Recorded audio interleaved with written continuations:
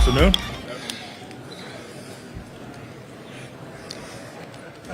You ready to roll? Got your buddy with you. Good. All right, let's start. Yeah, definitely. I think just like every year, you go through a season, you start the evaluation process. For me personally, it's been the same each and every year. You take the first, 3 days with the players, and then we obviously had a significant number of changes on our staff.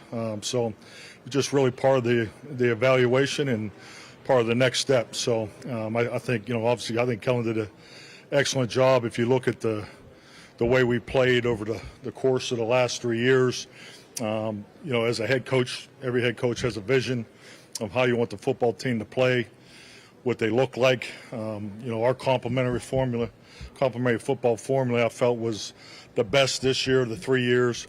I think every 3, 4, 5 years into your offense, you need to make, pretty good, not significant, but changes and adjustments, tendencies, and things like that. So I just felt this was a good time to make that change. What will those changes look like? Blocking schemes, can you just talk about that more West Coast?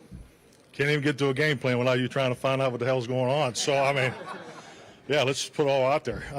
But no, really our approach so far is really going back to like day one if we all just arrived there. Obviously, we got a number of new coaches on the offense. So, yeah, we played really good offense the last 3 years. Like I said, you look at our numbers just in the run game from year 1 to year 2 to year 3. This is, I feel like we're in the arena of how we want to play.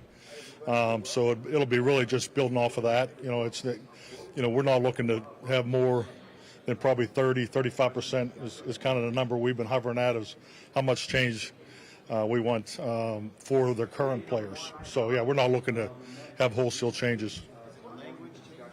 Say again? No. We're going to stay with the language. Yeah, at the end of the day, the offensive system, the outlook is clearly on making the quarterback successful. Starting point of that is always the run game and in the protections. And frankly, we have spent the majority of our time on protection and pass game right now. So have a lot of work to do. That's why we've gone the way we've gone with the coaches coming to Indianapolis. And actually, frankly, I literally just came from the airport, so I wasn't going to miss this for the world. But that's part of our plan. Oh, sorry. Oh yeah.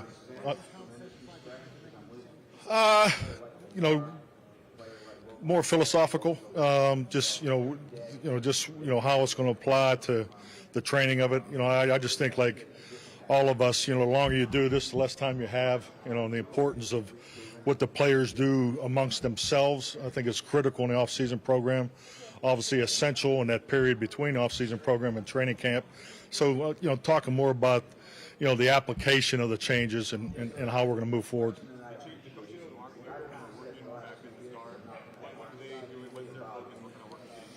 Well, offensively, we've been, in the meeting room the whole time.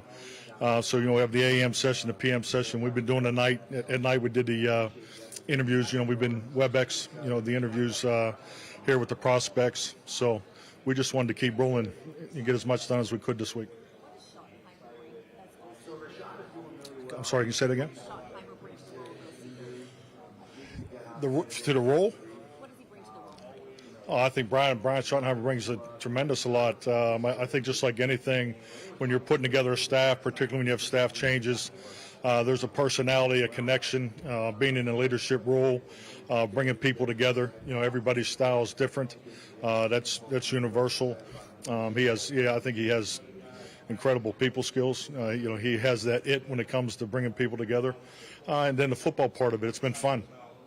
I think Brian and I have worked together 25 so years ago. So, and it's been cool to see where he's gone with his path, and from the base teachings that we learned under his father, Marty, and how things have evolved. But once again, we're not throwing everything away. I mean, we have a lot of good to build off of. Number one with our players. The concepts have been established.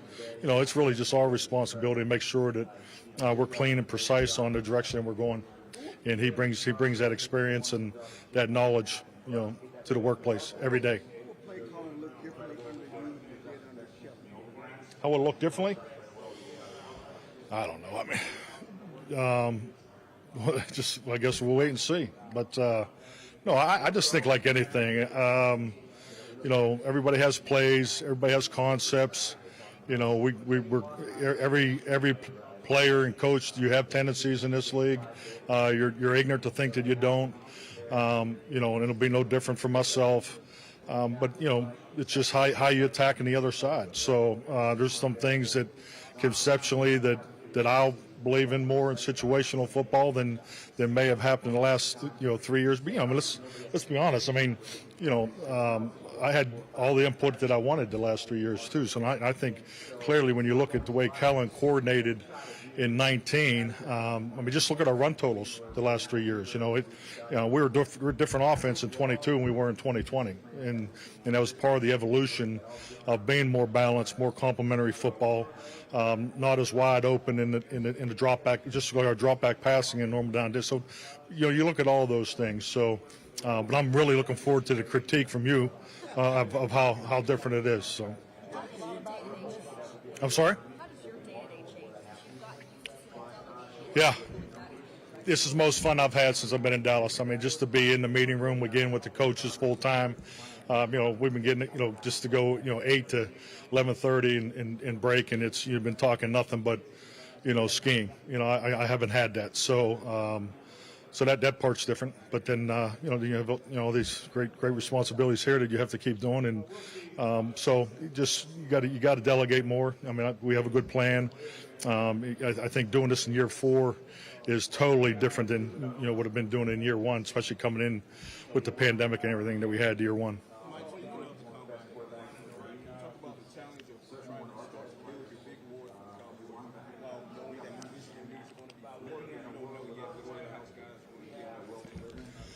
I mean, but this is a yearly challenge. I think just like anything, and I've always gone about it this way. From my chair, I just don't want to go backwards. And my personal experience through draft and develop, the biggest increases in our player productivity will come from within.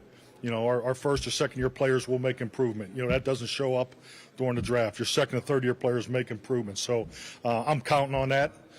We had it last year. If you look at our last 2 draft classes, they played a lot of football early. I've been very impressed with that. So I'm hoping for gains from that, in 2023. So that part doesn't change for me. And you just want to get better. You want to add, I don't think there's ever been a coach staying up here that wants to lose any of his players, and I think that's a big part of draft and develop. I mean, players that are up for their second contract to me are a huge priority because those are guys we have an investment together. We have a commitment together, and we want to build off of that. So, but that's always the challenge of the business arena. I mean, it's a whole different arena. Every player and coach goes through it. And it's not always fun. We all get that, but this is about building the strongest 90-man roster that we possibly can, to put ourselves in a position to make a run at the title. So that part has never changed for me personally, but the specifics of it, I mean, that's what the business challenge is all about. So I mean, obviously, I don't really have anything to say there.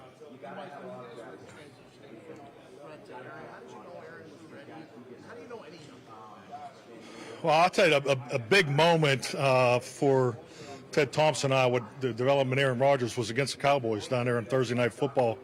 I think it was 2007, and both teams were I think about 10-1. It was a big game, and Brett was hurt early in the game, and I think we were behind maybe 2 scores at that point when Aaron went in.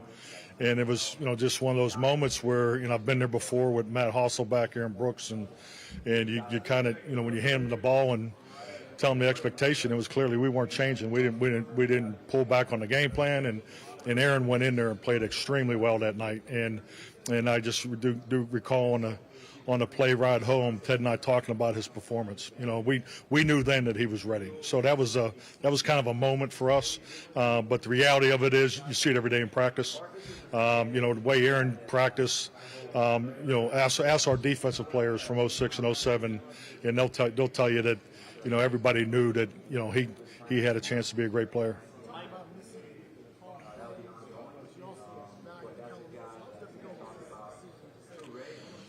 Well, change is never easy. I mean, I have I have a lot of respect. I think Kellen and I are obviously on two different ends of the spectrum. As far as experience, my whole goal for Kellen, John Fossil and Dan Quinn is just from my position was to tee it up to make sure I was giving them the opportunity to grow and to be the best they could be. And I felt like I did that the last 3 years. But I think it's just like anything. You get into the evaluation process. This was no different than my last opportunity. The GM and the head coach, you sit down, you get into some deep conversations about everything that goes on in football operations. Every player, every coach. What about this? There's still emotion involved, particularly. If you look at the timing of those decisions, they happened early. So the loss, the playoff loss, was still raw. But you go through those and you have conversations, and then you make tough decisions. So obviously, Kellen's got a great opportunity with the Chargers. But I think the last 3 years we grew into the offense that I wanted it to be as far as the run-pass combination. And, I just feel like we'll have another variation, and hopefully we can take another step.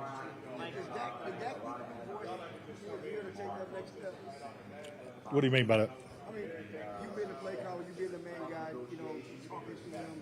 Obviously, you kept telling because of that relationship.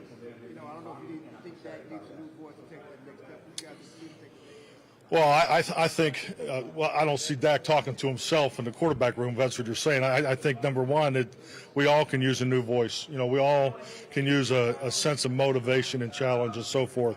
This is a new challenge for him. These are his words. He's very excited about it. I just think, like anything, he's had a chance to go from the different variations of the offense that was in place. He's getting ready to take another turn as far as the variation of what we're getting ready to do. We're going to build it off of what he has established. My decision to stay with his concepts and so forth is still intact, because I wouldn't have did what I did in 2020 if I still didn't believe in him. And we obviously, as an organization, myself included, feel very strongly about him as our future, and we will definitely build this thing around him. Mike, you were able to go from and play Green Bay this year to play Aaron. What did you see from Aaron in that game? What did that game mean? Well, we didn't win the game. That was disappointing. I thought Aaron played exceptionally well that night. I don't recall. I think he hit all his throws. So, it was a competitive game. But I still think Aaron's playing, top level football. Looking at last season, what were you expecting to make that rest of the second year jump? Well, I tell you, I think as a group, they all. We had some great first-year performances. Starting with, I don't know if Tyler Smith can play any better as a rookie. I don't know how the awards shook out, but for him to accomplish what he accomplished, I've seen Will Shields start week one against, or actually go in week one against Tampa Bay Buccaneers in 1993. I don't think he came out for 16 years. So that's a comparable I have for him, because what he did this year playing two positions, I think is unbelievable. So, so he's got a great foundation to build off. I think Sam Williams, you're gonna see a jump in in his progress. Deron Bland is another one that he came on so strong at the end. So I'm looking forward to answer your question. I'm looking for all of them to take that jump. But I thought our rookies really the last 2 years play early probably you'd like, but it'll serve us well moving forward. What's most encouraging about having Dan Quinn back? Well, having Dan back is obviously huge for us. Because this is a professional and personal relationship that I know I hold close to my heart. So Dan's become a dear friend over the last couple of years, but as a football coach, he's outstanding. I think it also is part of why I feel very confident making this move. I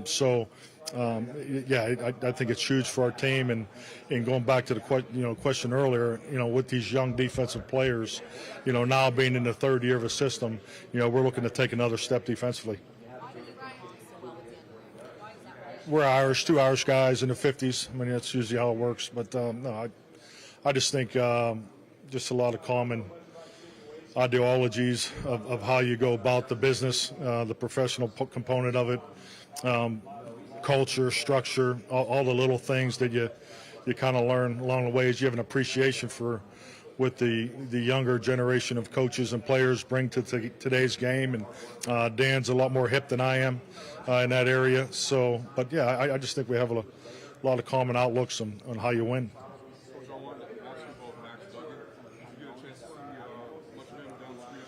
Yeah, definitely. I mean, what a great year TCU had, and I just love the way he plays. I mean, one thing about it, just in the games that I saw, you're never out of the game with Max, and I think that's a huge, characteristic as a quarterback you have to have in this league, because, you have to win those games. You see it every year in the playoffs. These games come down to the last series. Look at the Super Bowl. It comes down to the last series, and you have to have that quarterback that can get it done.